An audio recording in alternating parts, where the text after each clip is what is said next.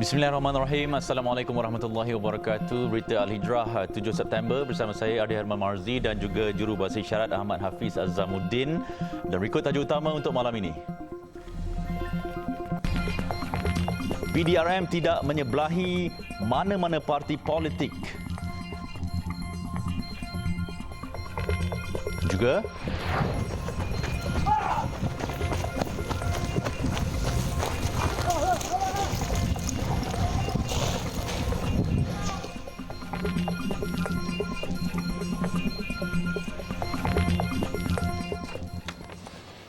sanggup terjun sungai setelah menyedari kehadiran pihak polis. Itu antara situasi yang terjadi dalam ops khas di beberapa kawasan di Kuala Kedah pagi tadi. Ops itu bertujuan membersihkan kawasan itu dari sebarang kegiatan jenayah, penjualan dan penagihan dadah.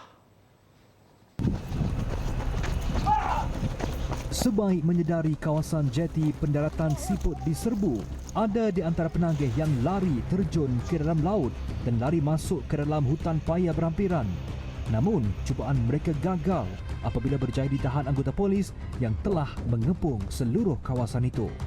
Ketua Polis Daerah Kota Star, Assistant Commissioner Ahmad Shukri Madakhir berkata, kawasan itu dikesan menjadi port penagihan dadah selain penghantaran bekalan oleh pengedar dadah. Kita telah berjaya menangkap dua orang yang melibatkan Seksyen 39A kurungan 2 atau dadah berbahaya 1952. Seksyen 39A bracket 1 seramai 3 orang. Bagi Seksyen kesalahan 12 kurungan 2 11 orang, dan juga bagi Seksyen 15 kurungan 1 kurungan A seramai 60 orang. Di pecahan tangkapan itu seramai lelaki seramai 74 orang dan juga 2 wanita. Menurut Ahmad Shukri, kesemua yang ditahan berusia antara 20-an hingga 67 tahun. Mereka yang ditahan terdiri penagih tegar dan pengedar dadah. Dalam operasi ini, polis turut merampas dadah sebanyak 28.89 gram heroin, 46.06 gram syabu dan 0.64 gram ketamin yang mana keseluruhannya bernilai RM12,023. Kesemua suspek dibawa ke IP di Kota Star untuk tindakan lanjut sebelum dituduh di mahkamah. tidak percaya aduan mangsa dan ingin mengelakkan keluarga mendapat malu antara faktor dikenal pasti punca kes gangguan seksual tidak dilaporkan. Menteri Pembangunan Wanita, Keluarga dan Masyarakat Datuk Seri Nancy Shukri berkata pihaknya percaya masih banyak kes gangguan seksual termasuk sumbang mahram tidak dilaporkan walaupun statistik sepanjang tahun lalu mencatatkan sedikit penurunan. 446 kes pada 2021 dan 416 pada tahun 2022. Lagi saya nak ulangkan, walaupun kita mengatakan ada penurunan, kita tak pasti sama ada dia penurunan ataupun sebab mungkin ada yang tidak melapor. Ini hanya kes yang sudah dilaporkan. Jadi kita nak membawa kepada masyarakat luar sana bahawa kita ada undang-undang, jadi janganlah takut, jangan segan. Menurut beliau, lebih 90% daripada kes gangguan seksual yang dilaporkan setiap tahun adalah membabitkan bangsa dalam kalangan wanita. Justru, ibu bapa harus lebih peka dan berani bertindak dalam menangani kes gangguan seksual kanak-kanak dan mereka juga wajar memberi pendidikan seksual kepada anak-anak sejak kecil lagi serta mendidik mereka supaya dapat membezakan antara sentuhan selamat dan sentuhan tidak selamat. Tambah Datuk Seri Nancy, KPWKM sendiri sudah mengubal Akta Anti Gangguan Seksual AGS 2022 Akta 840 sebagai satu akta khusus untuk menangani kesalahan gangguan seksual. Beliau berkata demikian dalam sidang media selepas merasmikan program Jeraya Wara Kasih KPWKM Advokasi Anti Gangguan Seksual yang menjadikan Kelantan sebagai destinasi ketujuh sepanjang pelancarannya di seluruh negara. Baik, tanggapan bahawa polis mengikut arahan ahli politik adalah tidak benar. Itu tegas Ketua Polis Negara Tan Sri Razarudin Hussein. Menurut beliau, polis diraja Malaysia tidak pernah menyebelahi mana-mana parti politik sekaligus menafikan dakwaan polis dicucuk hidung berhubung siasatan isu agama, kaum dan institusi diraja 3R. Tan Sri Razarudin berkata, siasatan isu 3R adalah membabitkan semua peringkat dan lapisan masyarakat di negara ini. Menurut beliau, bukan sahaja ahli politik dituduh di mahkamah, malah orang awam yang menyentuh isu 3R turut disiasat. Jadi mengatakan polis ini telah pun dicucuk hidung oleh ahli politik, itu tidak betul lah. Dan sebelum ini juga, sebelum kerajaan ini juga, kerajaan yang lain juga akan bercakap tentang 3R. Kita pernah dengar Tan Sri Mahyudin bercakap tentang isu 3R, jangan dipermainkan. Taqiyuddin juga, dengar YB Taqiyuddin juga bercakap benda yang sama. Jadi maksudnya mana-mana kerajaan juga yang memerintah, kita tidak mahu bahawa 3R ini dimainkan dan akan menjadi kacau bilau di dalam negara kita. Beliau berkata demikian pada siang media selepas merasmikan Majlis Penutup Simposium Forensik Kebangsaan keempat 2023 di Maktab Polis Diraja Malaysia siang tadi. Dalam perkembangan lain, Tan Sri Razarudin berkata kertas siasatan membabitkan Peguam One Malaysia Development Berhad 1MDB, Jasmine Loo Aiswan telah diserahkan kepada Jambatan Peguam Negara. Menurutnya, siasatan masih lagi diteruskan ketika ini bagi mengesan aset-aset lain milik Jasmine Loo. So siasatan Jasmine Loo di bawah Seksyen 409 KK pun kita telah edarkan awal lagi bulan Ogos. Walau bagaimanapun siasatan di bawah AMLA masih kita teruskan lagi. Seperti mana yang semua sahabat media tahu bahawa Datuk Seri DIG Datuk Seri Ayub Khan sendiri telah memberi PC pada 2 hari lepas berkenaan dengan rampasan-rampasan yang telah dibuat dan yang akan dibuat yang berjumlah 93.2 juta. So kita masih teruskan lagi tindakan itu. Menurut beliau, kertas siasatan berkenaan diserahkan di bawah Seksyen 409 Kanun Keseksaan bagi kes di bawah Akta Pencegahan Wang Haram AMLA 2001. Isnin lalu, polis mengesahkan sudah menyita dan merampas sebahagian aset hasil penyelewengan 1MDB yang didaftarkan atas nama Jasmine Loo.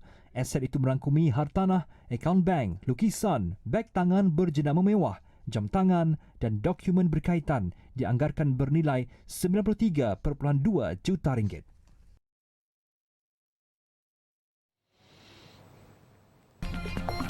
Selepas ini, Perdana Menteri bangkitkan isu Palestin dan Myanmar.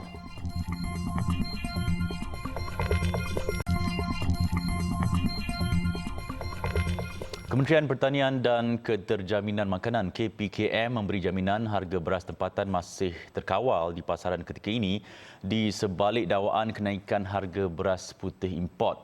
Menterinya Datuk Seri Muhammad Sabu memberitahu bekalan beras itu juga masih mencukupi.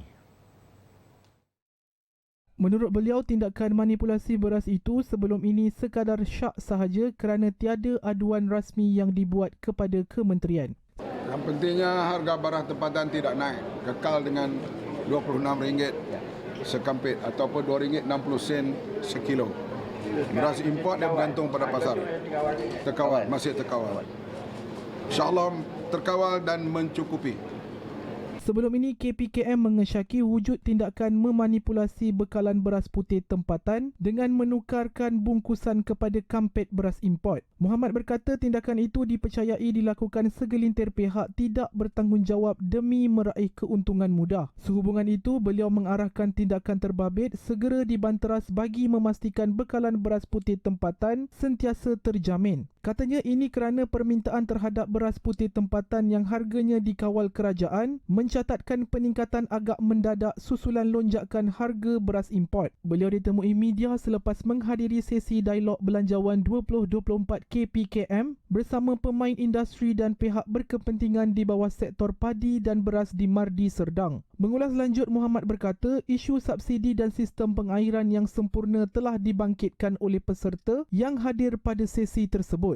Banyakkan mereka timbul soal subsidi, soal pengairan yang kurang sempurna, maka mereka menuntut supaya kalau nak naikkan hasil padi pengairan mesti sempurna dan kerajaan kena mengawal terutama harga racun, harga baja dan sebagainya untuk mereka mengeluarkan output yang lebih baik pada masa yang akan datang.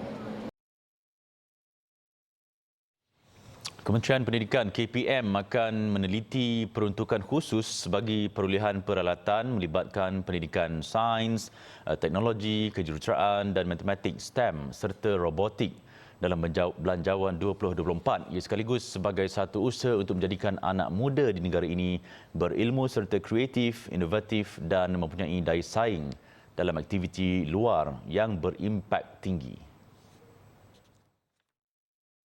Menterinya Fadlina Siddiq berkata peruntukan khusus berkenaan adalah berdasarkan keperluan semasa serta sebagai langkah di bawah inisiatif pengukuhan STEM bagi menyokong keperluan aktiviti kurikulum di sekolah. Fadlina berkata pembekalan set peralatan robotik ke sekolah rendah dan menengah telah memberi peluang murid serta pelajar melalui proses pengajaran dan pembelajaran secara terus dalam bilik darjah selain semasa kegiatan kurikulum. Justru menurut beliau usaha pembudayaan STEM perlu disokong dan menjadi perkara utama dalam kiraan semasa belanjawan.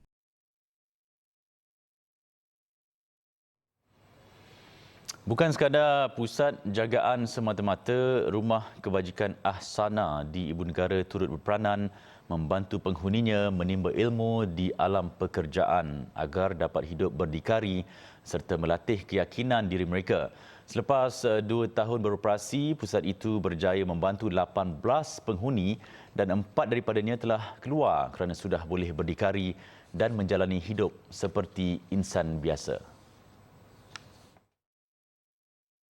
Menempatkan 14 golongan istimewa yang semuanya adalah perempuan berusia 9 hingga 30 tahun ke atas, rumah kebajikan yang terletak di Taman Puchong Indah ini dihuni individu kurang upaya seperti sindrom Down, autism, masalah pendengaran, penglihatan, pertuturan dan mental, selain gelandangan dan fakir miskin. Pada awal penubuhannya pada Disember 2021, pusat ini hanya mempunyai 2 penghuni sahaja. Menurut pentadbir Persatuan Kebajikan Ahsana, Ana Atikah, secara kasarnya kos pengurusan pusat kebajikan ini menelan belanjar hampir RM22,000 sebulan, menerusi hasil sumbangan sepenuhnya daripada komuniti dan projek CSR. Kos perbelanjaan itu merangkumi makan minum, bil utiliti, fasiliti, sewa rumah, ubat-ubatan dan kos perubatan. So means apa yang jadi kat sekarang ni kami cuba untuk jadi cabaran tu untuk bentuk diorang. So means that when mereka tak tahu nak berdikari, tak tahu nak berak kat mana, tak tahu nak cuci macam mana, tak tahu, tak ada kawan berinteraksi, kita jadikan tu untuk bina diorang. So sekarang alhamdulillah, diorang pergi toilet boleh pergi toilet sendiri, dia boleh makan sendiri, dia boleh tahu waktu tidur diorang. Kita set up je jadual untuk diorang. Memang pada permulaannya agak susah, tapi alhamdulillah sekarang dah okey. Rumah Kebajikan Ahsana terpilih sebagai lokasi kunjungan kaki tangan TV Al-Hijrah menerusi Hijrah Prihatin Al-Falah Bulan Merdeka. Menerusi misi bantuan ini, Rumah Kebajikan Ahsana menerima barang keperluan asas seperti beras, susu, tepung, minyak masak dan makanan kering. Turut diberikan beberapa barang kebersihan seperti sabun mandi, sabun pencuci pakaian, berus gigi dan penyapu. Beberapa aktiviti turut dilaksanakan bersama penghuni bagi menyuntik semangat kemerdekaan. Misi kali ini kita rasa berbeza dan sangat istimewa kerana kita cuba menyuntik elemen orang kata patriotism ataupun elemen semangat cintakan negara di dalam misi bantuan kita pada kali ini. Jadi kalau kita tengok kepada setiap lokasi yang kita pergi itu, kita akan pastikan aktiviti yang kita laksanakan selain daripada menyampaikan barangan sumbangan kepada golongan-golongan yang memerlukan. Contoh pada hari ini di Persatuan Kebajikan Ahsana Kuala Lumpur ni kita sampaikan barangan keperluan dan juga kita sampaikan juga barang-barangan keperluan perubatan lah sebagai contoh pampers, makanan-makanan kesihatan tambahan dan sebagainya. Program tanggungjawab sosial korporat ini dianjur sebagai tanda penghargaan menerusi sokongan dan kerjasama rakan strategik seperti Yayasan Ikhlas Malaysia. Yayasan Ikhlas akan involve daripada barang keperluan asas dan barang kebiasaan diri. Dan bergantung juga kepada barang-barang yang diperlukan oleh orang-orang yang kita datang itulah. Kalau dia perlukan barang selain daripada itu, contoh macam kursi roda, kami akan beri bantuan daripada barang tersebutlah. Ikut barang keperluan apa yang diperlukan oleh penerima-penerima yang kita santuni. Selain Rumah Persatuan Kebajikan Ahsana, TV Al-Hijrah turut melaksanakan misi bantuan hijrah prihatin Al-Falah Bulan Merdeka di 5 lokasi lain di Kuala Lumpur, Selangor dan Negeri Sembilan sepanjang September ini. TV Al-Hijrah turut mengalu-alukan kerjasama pelbagai pihak bagi membolehkan sumbangan seperti ini dilaksanakan dalam skala besar.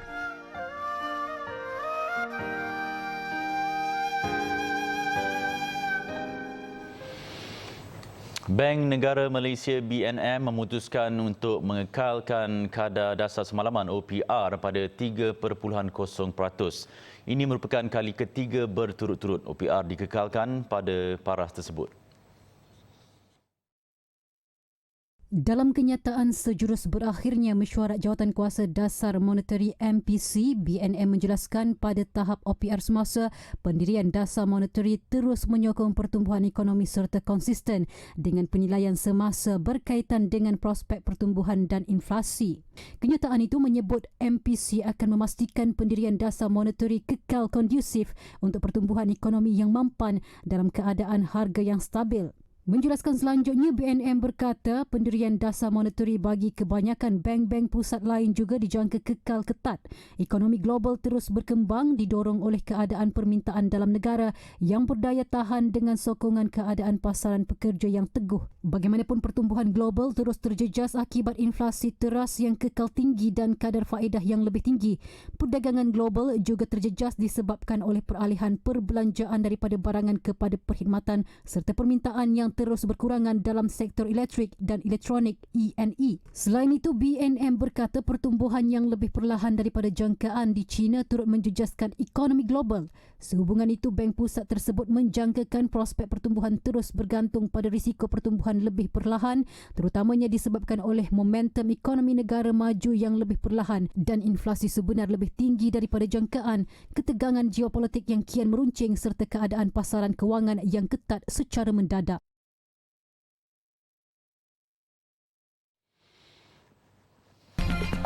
Selepas ini, tembok besar China ditebuk.